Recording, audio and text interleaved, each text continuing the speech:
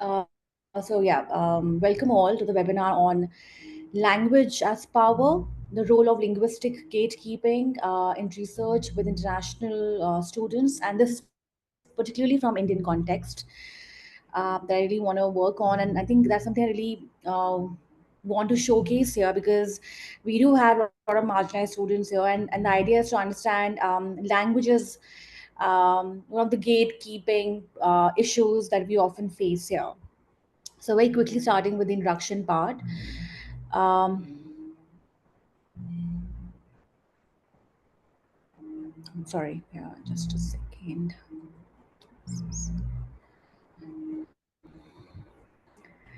Okay, right. In the world of academia, publishing English often acts as a gatekeeper. For many students, especially those from rural areas, small towns coming from tier 3 to 4 cities, and marginalized caste backgrounds, this creates a significant challenge. The students often attend schools where the medium of instruction is a regional language, and they may not have access. Um, yes, they may not have access to quality English education. So, as a result, what really happens is that when they attempt to publish their research work in English language, they may face criticism for not adhering to the standard forms of academic English favored by international journals. Research has been done by Kanagaraj and Kumara Develu, where they have highlighted how global academia often privileges a narrow Euro American standard of English, sidelining the diverse linguistic expression of non native speakers. This bias often leads to rejection of valuable research simply because it does not conform to specific language norms. Furthermore, students from marginalized communities may also face racialized perception of linguistic incompetence, compounding the barriers they encounter. This linguistic gatekeeping reflects deeper structural inequality. So, obviously, we need to understand here is that tribal students, Dalit students coming from different caste background, marginalized students are often brought up in their own regional language where English is not their primary language, and that does play a very important role as to how they see themselves in research, network area, and publication, and so on and so forth. As Mohanty argues in 2019 in his paper, the issue isn't merely about language proficiency, but also about who gets to produce and disseminate knowledge. By enforcing strict language standards, academic publishing can inadvertently silence voices from marginalized communities by perpetuating existing disparities. Addressing this issue requires a re evaluation of academic publishing norms. Journals and publishers should consider adopting more inclusive language policies that recognize and value linguistic diversity. This could also involve providing support for non native speakers, English speakers, such as language editing services, and being more flexible in accepting different forms of English expression. By doing so, the academic community can ensure that valuable research isn't overlooked due to language barriers, fostering a more inclusive and equitable scholarly environment. Exclusion from collaborative research network due to caste, race, and geography. That's one of the areas which I really want to focus on because exclusion from research network highly depends on one's caste they belong to or they come from, the race and the geography as well. Collaborative research network, as we all know, are very essential for academic growth, but there are students from marginalized communities and caste background who often find themselves excluded from this network. Now, this exclusion is not because of less of the talent or ambition, but is very much rooted in their systematic biases in relation to the caste that they belong to the race and geography. Students from under-resourced institutions may lack exposure to international research communities, and their accent and or communication style might be unfairly judged as less professional. Now, we need to understand that these biases are remnants of colonial legacies and global racial hierarchies, and that often continue to influence the perception in academia. Now, research done by Bhamra and Subramaniam indicates that caste and race can invisibly structure global academic relationship, leading to unequal access to mentorship, funding, and collaborative opportunities.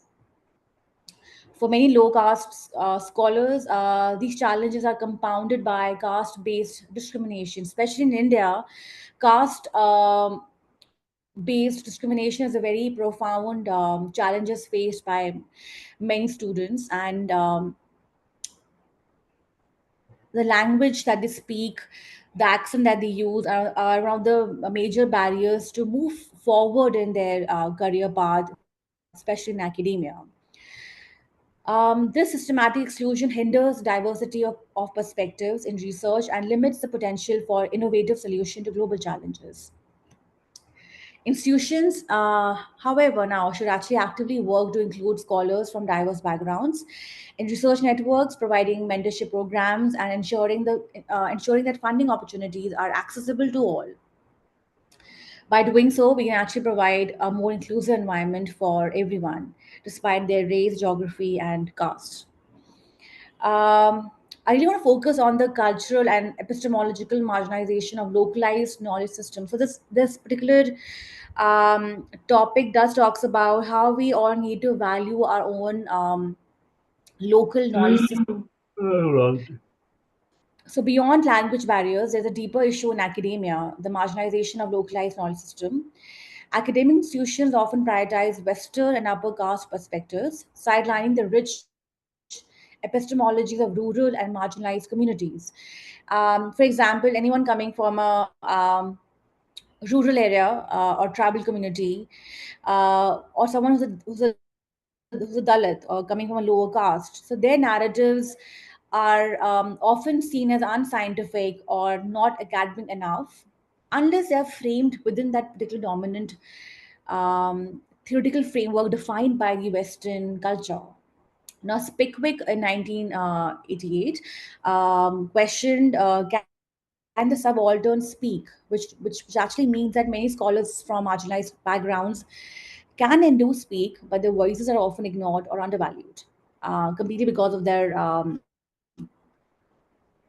I think background that they come from, and a lot of intersectional barriers that they belong to. Now, this actually leads to what Sundar have described is epistemic injustice, where certain knowledge systems are only validated when they align with elite discourses. So that's not the very profound question we need to ask in academia: is that who defines what is real academic? I would say a question, or any kind of knowledge system here. Why is everything defined as per the Western or upper caste perspective? So students, especially coming from tier 3 to 4 cities, may feel pressure to abandon their unique research interest to fit into what's considered publishable by mainstream academia, which is very much ruled by the American and European context. Uh, now, to combat this, I would say academic institutions must recognize and legitimize diverse ways of knowing and letting um, others to speak and give them the voice to conduct and publish their own research interests. Right. Um, Coming from a psychology background, I would like to also include the psychological impact of linguistic gatekeeping on marginalized students. Um, Now, these challenges, especially when it comes to marginalized students, they don't just affect the academia, but I mean the academic work, but it also kind of really deeply impacts their mental health, confidence, and sense of identity as scholars. Um, we need to also understand that students coming from rural areas or tribal communities, they grow up speaking in their regional language or dialects, and they often attend vernacular schools where English is not the primary language, right? So when they enter the global space, they face constant scrutiny of their English language skills. So the accent, grammar, or vocabulary often do not match the standard English expected by the academic journals, professors, or collaborators. So what really happens is that the students tend to ask themselves that are they worthy of this kind of education? Are they good enough for this academic field? Are they less intelligent because they're not able to thrive in this network? So can you imagine the kind of psychological toll that takes place in them because of not being able to speak English fluently, or does not fit, as I say, the standard English norms, right? Um, Study done by Pittman found that international students who struggle with English face higher level anxiety, depression, and stress. The feeling of being judged or excluded for language skills leads to what psychologists called imposter syndrome, which is a persistent feeling of being a fraud despite evident competence. So the whole idea of questioning oneself and their work. Now, these mental health issues can reduce academic performance and thus creating a vicious cycle. I also seen that many students in my own class, when they are not able to speak English fluently, they often avoid participating in discussions. There's a lot of delay in submitting papers, and they also shy away from seeking help. So some may drop out or switch field, even though they have the talent and passion to succeed. So can you imagine the psychological trauma and the toll that it takes on their mental health, and how much a student draws himself out from the real academic field just because they are not um, proficient in English or not able to fit the standard English norms.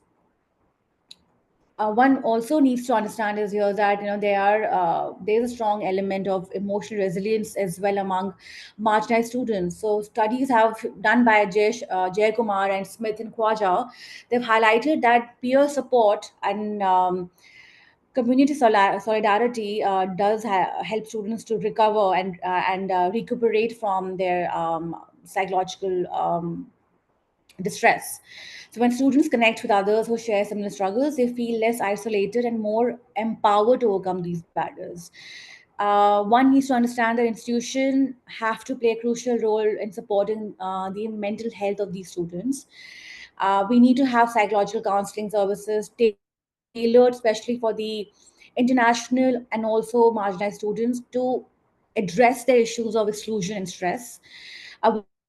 One can also lead into workshops on coping strategies, academic writing in English, and confidence building, which can prove to be very beneficial for many students. Moving next slide, I would just talk about the intersection of gender with caste, race, and language and academic exclusions. I would just believe that, I genuinely believe that every student that who comes from higher education from any rural area or marginalized community, they are not just coming with an individual identity. They are actually much more than that. So from lower caste, rural, or minority communities face multiple layers of discrimination. Sorry, women from lower caste, rural, or minority communities, they face multiple layers of discrimination based on caste, race, language, and gender, making their academic journey uniquely challenging. Especially in India, caste and gender have historically been powerful systems of social control. Dalit and Adivasi women, for example, face what scholars call intersectional oppression, where caste based discrimination intersects with patriarchal gender norms. Now, these women often have less access to education, fewer financial resources, and greater familial responsibilities than their male peers. So, coming from Indian background, I can actually vouch for the challenges that women face because coming from a very patriarchal society, it's very difficult for women, especially coming from Dalit or Adivasi tribal areas. It's a struggle for a woman to achieve even a simple primary education because there are a lot of financial restraints and lot many families do not want to invest in women's education. Now, what really happens is that when they actually enter higher education, if they do, now these barriers continue to affect their opportunities and treatment. Now, language does play a very important role in this exclusion. Now, women from rural or marginalized background, they may have limited English exposure and face harsher judgment of the linguistic skills than men. Studies done by Desai and Kulkarni in 2018, they reveal that female students are often socially conditioned to be less vocal and assertive, which can be compounded by linguistic insecurity in English speaking academic settings. Furthermore, gender biases in academia can manifest in subtle but damaging ways. For Dalit women in particular, caste and gender based prejudices intersect to create what Nair described as double marginalization. At the same time, many Dalits and tribal women scholars challenge these oppressive systems through activism, research, and mentorship. These women resist linguistic gatekeeping by asserting the validity of Indian language, regional dialects, and indigenous knowledge forms as academically legitimate. Now, to address these intersectional challenges, universities must implement gender sensitive policies alongside efforts to combat caste and linguistic bias. Right? Um, I would like to highlight on a global perspective where there's a comparative experiences of marginalized students coming from other post colonial countries. So, linguistic gatekeeping is not just faced by Indian students, but is part of a larger global pattern experienced by marginalized students or scholars from many post colonial countries. Examining the experiences of students from Africa, Asia, and Latin America reveals similarities and differences that help us better understand how language, caste, race, and geography shape academic exclusion worldwide. Now, countries like Nigeria, Kenya, South Africa, and the Philippines have large population of students who speak multiple indigenous languages but must use English to succeed in higher education. Like Indian students from rural or marginalized backgrounds, these students often struggle with standard English norms that prioritize European or American varieties. Research in African context highlights how language can reinforce existing social inequalities. For example, in South Africa, language proficiency is linked to class and racial privilege, disadvantaging Black students from rural areas or township schools. Similarly, Latin American students from indigenous or Afro descendant communities face linguistic exclusion in academic settings dominated by Spanish or Portuguese, which themselves are colonial languages. So one needs to understand is that linguistic gatekeeping is just not Indian issue. I think I would just say it's more of a global issue where marginalized student from any background coming from any culture faces um, discrimination, faces dominance, and often have to adhere to, or rather have to try to fit in um, the standard norms established by the Western and the European countries, or rather in academia, how they have defined certain ways of fitting in. There's a lot of pressure for these students to fit in, they have to lose out their real voice and their real knowledge. So, international collaboration often reproduce linguistic hierarchies, privileging scholars from former colonial powers. As Bhamra argues in 2018 paper, global knowledge system maintains epistemic dominance by centering Western languages and perspectives. This means that marginalized scholars worldwide face similar battles to have their research recognized and valued. So we need to understand that there's this whole challenge to decolonize academia. I think it's very important to recognize the shared struggle and diverse strategies of marginalized students worldwide and strengthen movements for more inclusive knowledge production everywhere. So it's just not an Indian context perspective. I think I rather um, debate here that it's a worldwide issue for marginalized students coming from diverse backgrounds and countries. Last topic would be the pathways one can think of for more inclusive academia for not just marginalized Indian scholars but worldwide. Actively achieving true equity in academia requires systematic transformation. For Indian scholars, especially from rural areas or coming from tier 3, 4 cities and marginalized caste, inclusion must go beyond representation to dismantling linguistic gatekeeping and structural barriers. This involves revisiting journal policies to prioritize research substance over linguistic form, creating multilingual publication platform, and legitimizing Indian English as scholarly medium. Research by Marginson and Appadurai suggests that global knowledge system needs to shift from epistemic universalism to pluriversality, which is recognizing multiple knowledge systems are equally valid. Training programs in academic writing should be designed specifically for students from under resourced backgrounds with sensitivity to caste and regional disparities. Furthermore, Indian institutions must build equitable partnerships with global universities centered on mutual growth rather than extraction. Few pointers which I want to very quickly address here is that mentorship is very important element here. Initiatives must be taken to pair rural students with experienced scholars and that can help bridge gap in confidence, access, and skill. Policies must be established that can ensure funding and opportunities where distributed of attention is given to caste and geographic equity. We must not just empower marginalized students to speak. The whole idea is to dismantle the structure that silences them. I think that's the only, not maybe the only way, but I think the beginning of making academia truly inclusive in nature, where we can try to make all voices not just the polished ones, but it can actually something that can actually shape knowledge and bring a lot of creativity to this network. So, thank you so much for listening very patiently. And here I end my webinar. I hope I've not taken much time. Jenna, I hope that's like. No, that's perfect. Thank you so much. I'm just going to stop the recording now.